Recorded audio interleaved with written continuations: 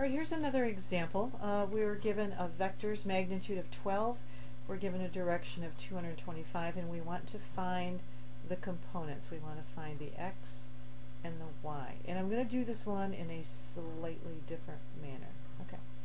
So let's first draw it. So 225 is down here. Alright, so there's my 225. Let me have a different color. 225 is right there. So we want to end up finding this x piece right here, which we've been calling v sub 1, and then this y piece right here, which we've been calling v sub 2. Alright, so let's go ahead and do that.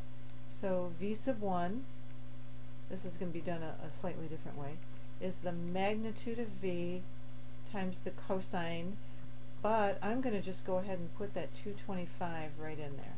Okay, so rather than take the triangle, it's just, again, just a slightly different way. You can do it however you want, but either method, this is just a different way.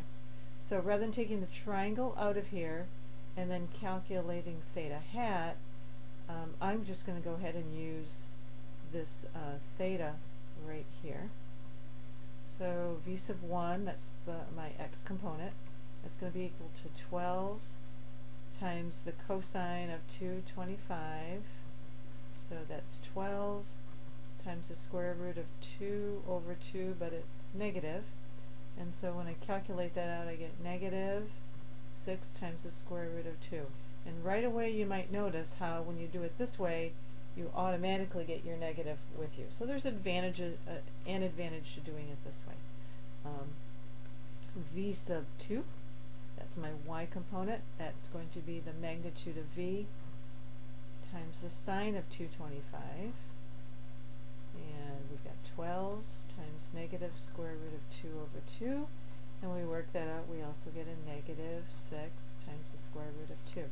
So my components are negative 6 times the square root of 2 and negative 6 times the square root of 2. Alright, so an advantage to doing it this way is that you automatically get the negative when you use the actual angle.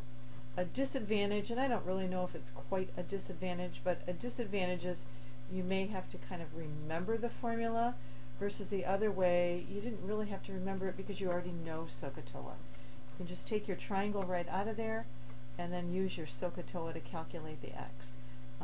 So it's up to you whichever method you prefer.